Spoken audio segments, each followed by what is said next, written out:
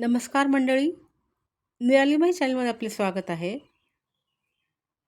उद्या 19 एप्रिल परशुराम जयंती आहे.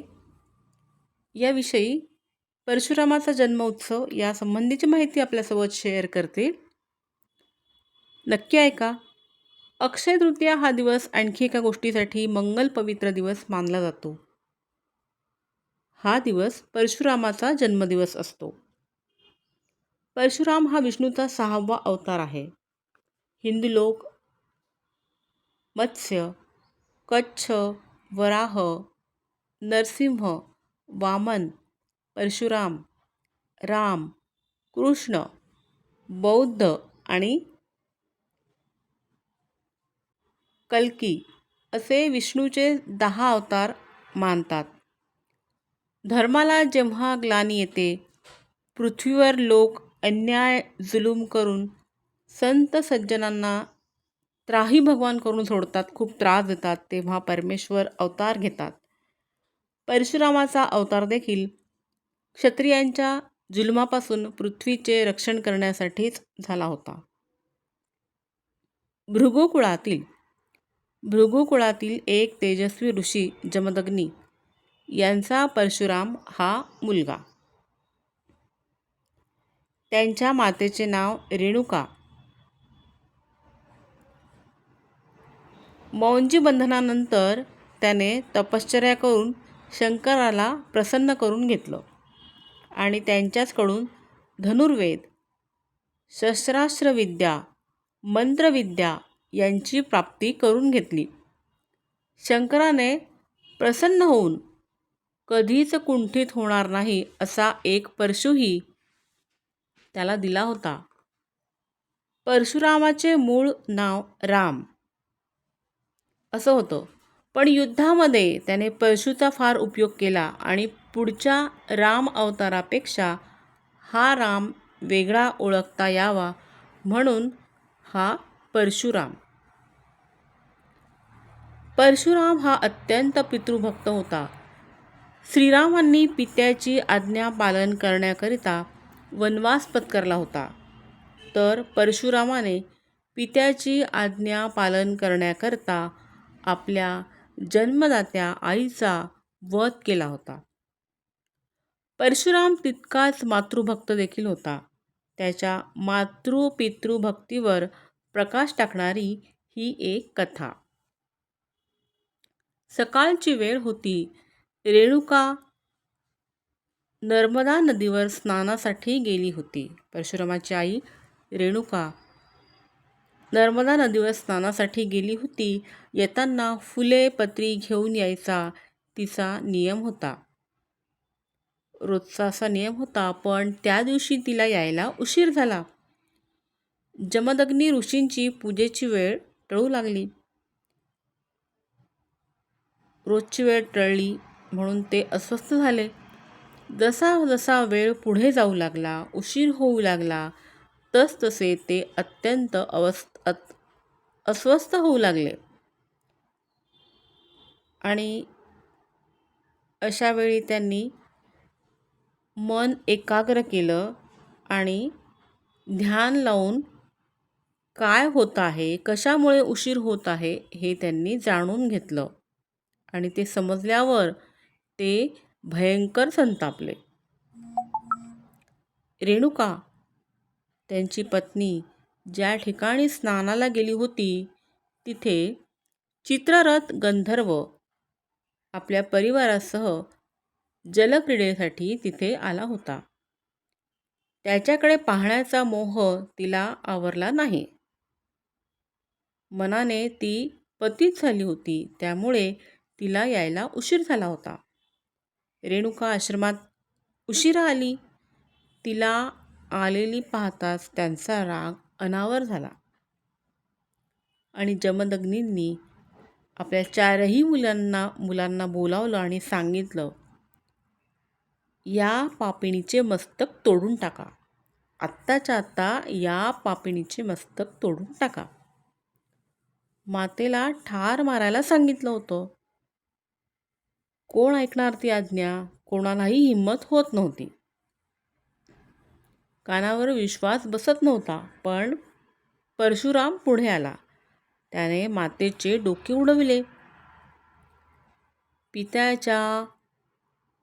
आपल्या पित्याच्या आज्ञेसाठी त्याने हे केले आणि हे पाहून जमदग्नींना आनंद झाला. त्यांचा राग शांत झाला. त्यांनी परशुरामाला शाबासकी दिली आणि म्हणाले, बाळा, तू माझं ऐकलंस. मी तुझ्यावर प्रसन्न आहे. तुला हवा तो वर माग. परशुरामाने वर मागितला. तात, मघाशी आपण रागावला होतात. रागाने विचार करण्याची शक्ती नाहीशी झाली होती. त्यामुळे आपण चुकीची आज्ञा केली. आपली आज्ञा मी पालन केली, पण त्यामुळे मला मातेच्या हत्येचे पातक लागले. आपण मला काही देणार असाल तर माझी माता मला परत द्या आणि मी तिचा वध केला ही तिची स्मृती आठवण नष्ट करा. परशुरामाने मागितलेल्या मागण्याने जमदग्नी संतुष्ट झाले. त्यांनी रेणुकेला, त्यांच्या पत्नीला, मुलांच्या आईला जिवंत केले. मातृपितृभक्तीचा आदर्श म्हणजे परशुराम. परशुराम अत्यंत शूर होता. नर्मदेच्या उत्तर तीरावर कार्तवीर्य किंवा सहस्रार्जुन नावाचा राजा होता. त्याला 1000 हात होते असे म्हणतात. पण हे कसं शक्य आहे? याचा अर्थ एवढाच की त्याच्या सैन्याचे बळ 1000 हातांसारखे होते. म्हणजेच तो प्रचंड बलवान होता, सामर्थ्यवान होता. पण याच सामर्थ्याने तो उन्मत्त झाला होता, गर्विष्ठ झाला होता. कोणालाही तो त्रास देत होता, कोणालाही तो जुमानत नव्हता. नामस्मरणात दंग असणाऱ्या, यज्ञयाग करून धर्माचरण करणाऱ्या ऋषीमुनींना देखील तो खूप त्रास देऊ लागला. काहीही कारण नसताना त्याने वसिष्ठ ऋषींचा आश्रम जाळून टाकला. तेव्हा त्यांनी शाप दिला, तुझे सहस्र बाहू परशुराम तोडून टाकेल. शाप मिळाल्यावर तरी गप्प बसायचे की नाही? पण छे, उन्मत्त झालेल्या माणसाला चांगला विचार सुचतच नाही, समजत नाही. त्याने आणि त्याच्या मुलांनी परशुरामाच्या वडिलांच्या आश्रमावर काही कारण नसताना हल्ला केला. त्यांची कामधेनू पळवून नेली.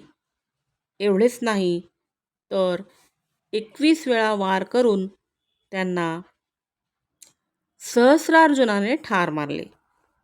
जमदग्नींवरती सहस्रार्जुनाने 21 वेळा वार केले आणि ठार मारले. परशुरामाच्या प्रत्यक्ष पित्यावर त्याने अन्याय केला होता. हे घडले त्यावेळी परशुराम आश्रमात नव्हता. परत आल्यानंतर त्याला जेव्हा हे कळले तेव्हा पित्याच्या वधाचा सूड घेण्याकरिता त्याने सहस्रार्जुनावरती चाल केली, त्याच्यावर हल्ला केला. त्याचे 1000 हात छाटून टाकले, म्हणजेच त्याचे सर्व सामर्थ्य धुळीला मिळवले. त्यालाही ठार मारले, त्याचे सामर्थ्य नष्ट केले. सामान्य जनतेला न्याय मिळवून दिला. उन्मत्त क्षत्रियांच्या अन्यायापासून, जुलुमातून या पृथ्वीला मुक्त केले. एकदाच नाही तर 21 वेळा परशुरामाने हे केले. परशुराम जसा शौर्याचा आदर्श होता तसाच तो ज्ञाननिष्ठेचा देखील आदर्श होता. 21 वेळा जिंकलेल्या पृथ्वीच्या राज्याचा त्याने उपभोग घेतला नाही, तर एक मोठा यज्ञ केला आणि यज्ञाचे प्रमुख पुरोहित जे कश्यप मुनी होते, त्या मुनींना परशुरामाने सर्व पृथ्वीचे दान करून टाकले. ऐश्वर्याचा उपभोग न घेता ते दान करून टाकणं म्हणजेच यज्ञ. असे करायला देखील मनाचा मोठेपणा लागतो. आभाळासारखे विशाल मन असायला लागते. परशुरामाचे मन तसे होते. परशुराम चरित्रातील या आदर्शांचे स्मरण करावं, आपल्या अंगी ते निर्माण करण्याचा प्रयत्न करावा. यासाठीच परशुराम जन्म उत्सवाचा जन्मोत्सव मोठ्या उत्साहाने साजरा केला जातो आणि करायचा असतो. म्हणून अक्षय तृतीयेच्या दिवशी ती रात्रीच्या पहिल्या प्रहरामध्ये साजरी करतात. त्या निमित्ताने उपवास करतात. पूजा, कीर्तन, भजन इत्यादी कार्यक्रम करतात. कोकणामध्ये चिपळूणजवळ परशुरामाचे फार सुंदर आणि मोठं असं मंदिर आहे. मंदिराजवळच्या गावाला परशुराम क्षेत्र असंच म्हणतात. तेथे परशुराम जन्मोत्सवाचा खूप मोठा उत्सव मोठ्या उत्साहात साजरा होतो. दक्षिण भारतात देखील परशुराम जन्मोत्सवाला खूप महत्त्व आहे. जय परशुराम. भगवान परशुराम जन्म उत्सव आणि अक्षय तृतीयेच्या आपणा सर्वांना खूप खूप शुभेच्छा. माहिती कशी वाटली ते कमेंट करून नक्की सांगा. Please like, share and subscribe निराली माय चॅनल. थँक्यू.